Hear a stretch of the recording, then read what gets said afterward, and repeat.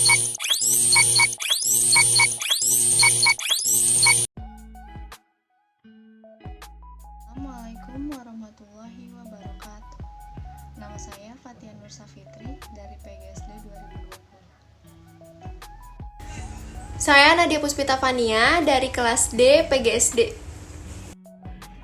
Perkenalkan, nama saya Alfia Putri Lestari dari kelas D PGSD 2020. Nama saya Nisha Fatia dari kelas D PGSD.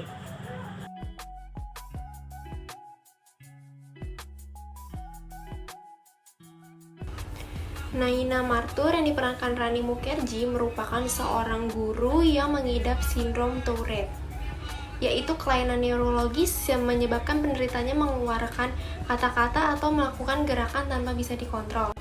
Dan secara spontan, dia bisa mengalami cegukan dengan tiba-tiba. Setelah lulus menjadi sarjana pendidikan, Naina melamar ke berbagai sekolah untuk menjadi seorang guru.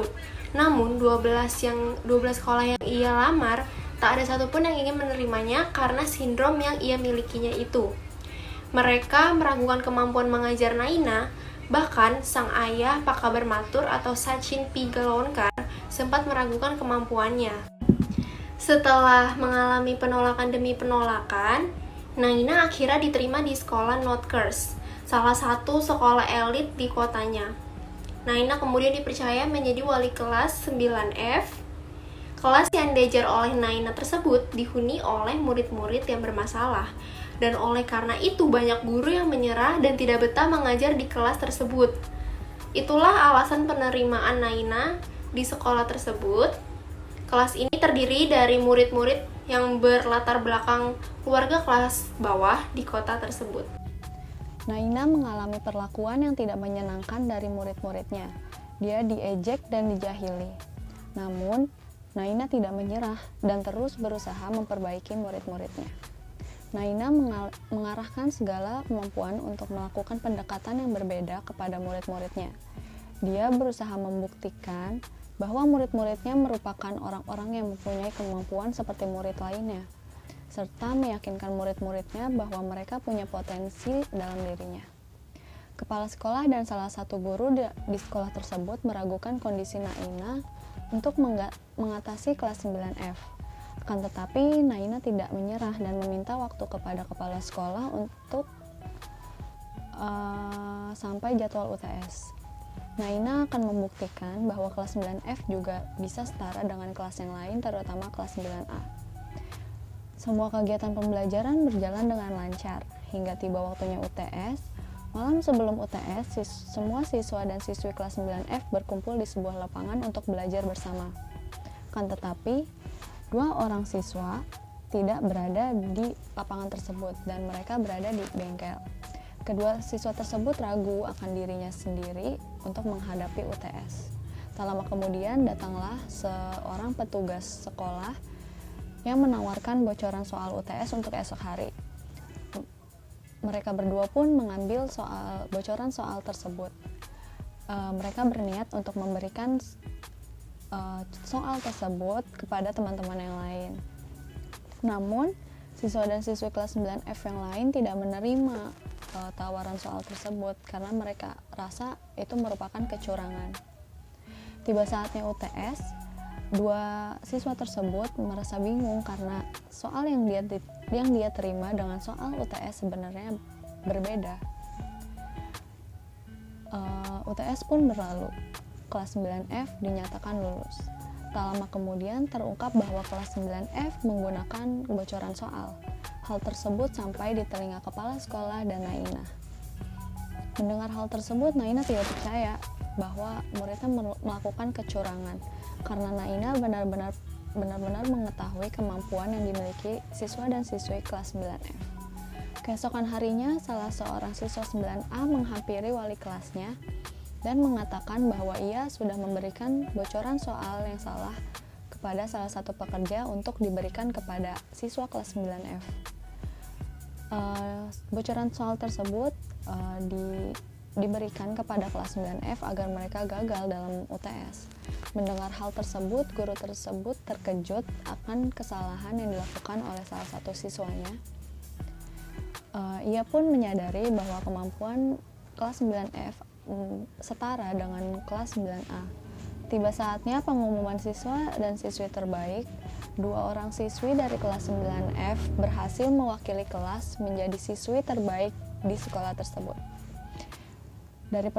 Dari peristiwa tersebut, Naina menyadari bahwa kekurangan tidak menutup kemungkinan guru untuk tetap mendidik siswa dan siswinya dengan baik, dan kekurangan pun tidak menutup kemungkinan siswa-siswi untuk menjadi siswa terbaik di sekolah. Semua dapat diraih asal tidak mudah menyerah dan yakin akan kemampuan yang kita miliki. Terima kasih.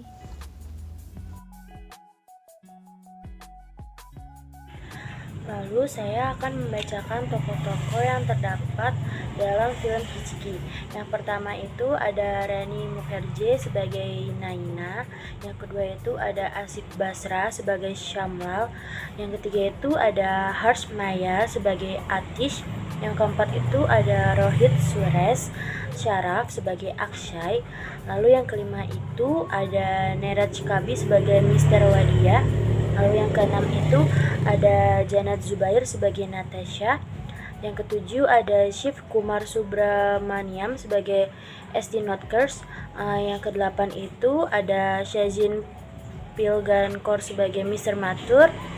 Lalu yang kesembilan itu ada Supriya Pilgankar sebagai Sudha Mathur. Yang ke-10 ada Sprays Concert sebagai Oru. Yang ke-11 ada Ria Shukla sebagai Tara. Yang ke-12 ada Kalaivan Kanan sebagai Ragu.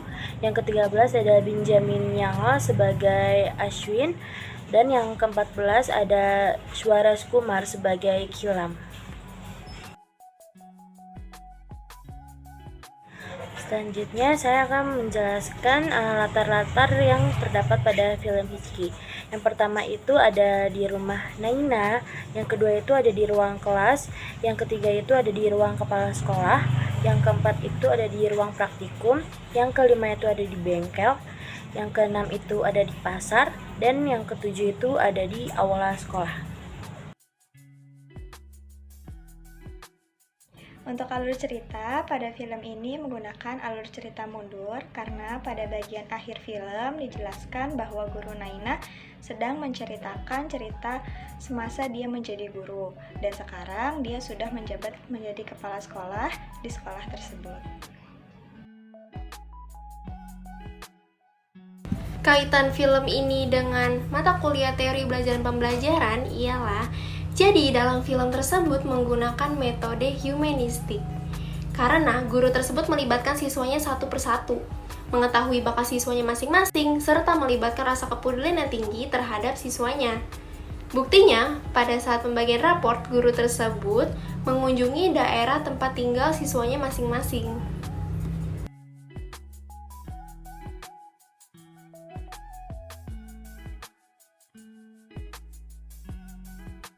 Pesan moral dari film ini yaitu yang pertama, tidak ada satu penyakit atau satu kekurangan yang dapat menghalangi cita-cita seseorang selama kita benar-benar gigih untuk mewujudkannya.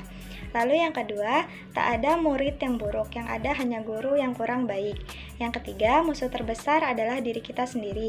Pada film ini dijelaskan pada adegan ketika guru Naina mengajak ke-14 muridnya untuk menuliskan satu ketakutan di antara mereka masing-masing yang dituliskan di sebuah kertas.